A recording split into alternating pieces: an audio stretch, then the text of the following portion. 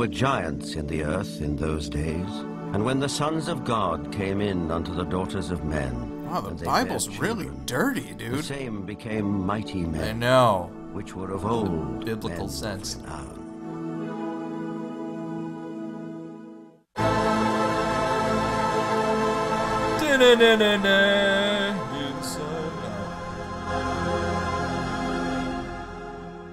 The Giants are a bunch of bums, and so are the Oakland A's.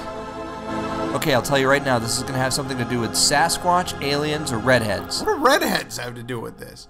I'm calling it now. South America believed a race of giants existed on Earth before the Great Flood. Anybody want a peanut? So did many other ancient civilizations. Some took the one on the right kind of looks like Homer Simpson. Others left likenesses of them in stone or wrote. You must construct additional pylons. The Greeks and Romans told of blood falling from heaven and landing in the lap of the earth goddess Gaia, who gave birth to the Titans, a race of fearsome giants. Hey guys, what you doing? I was thinking about going down to the Sizzlers later. You guys want to come with me? Oh, I see. Perhaps the most famous of all was Goliath, the Philistine. Philistines!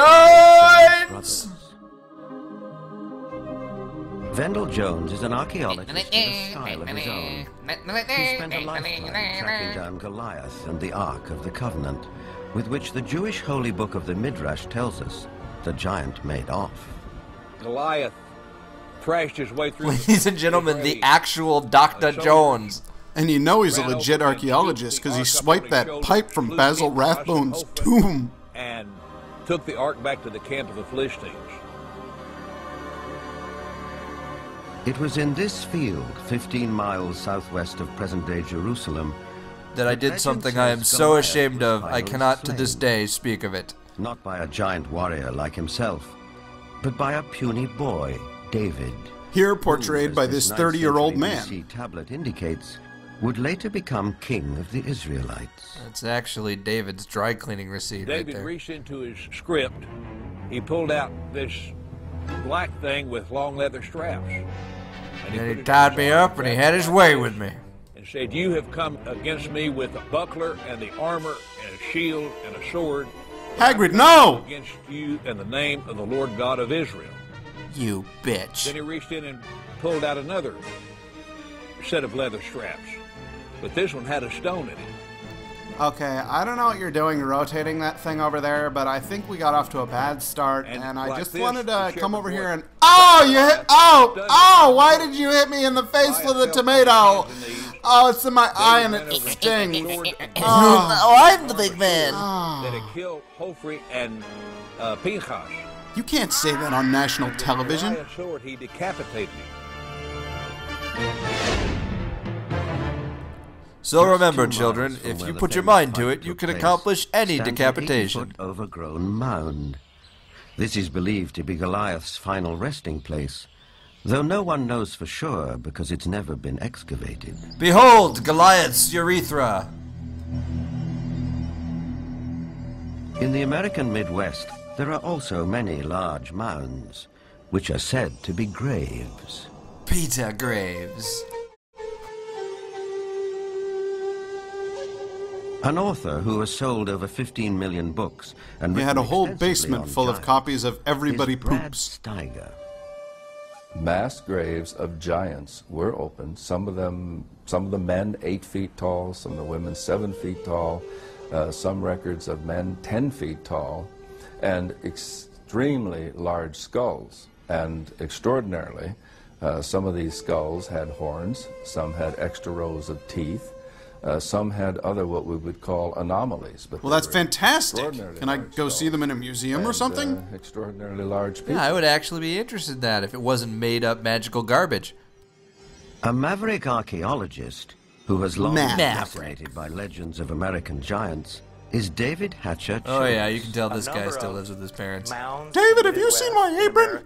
Mom, don't interrupt me while I'm being interviewed by the Pseudoscience Lunatic magazine. In many cases, they would find skeletons of people who were in excess of 7 feet tall.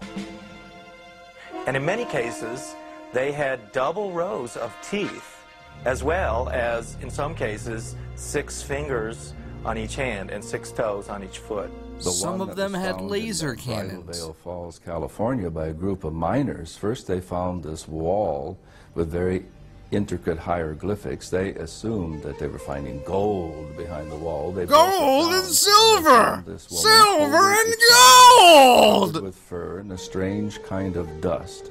The same tall female mummified remains have been found in Texas. They have been found in Death Valley. They have been found in other parts of California. These old photographs and newspaper clippings are all that survive of these mysterious giants. Well, what actually happened to the bones, though? The bones. Winner of the Newsmaker of the Year award, which is given out every other Tuesday at the local Applebee's. Speculative science. Archaeology at that time was in a heyday. There was everybody that had a shovel was out trying to find something.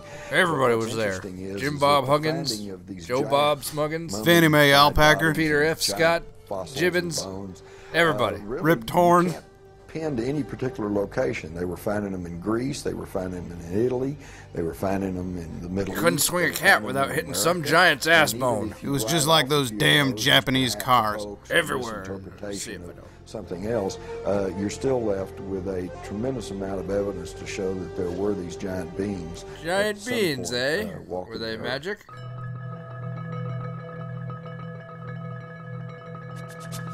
In 1912, ranchers started coming to this isolated cave near Lovelock, Nevada, to dig out bat guano for fertilizer. Inside, a surprise was waiting for them. You're adopted! Excavating the 10 to 15 feet of guano that was here in this cave, they started discovering some unusual artifacts. They found duck decoys and baskets.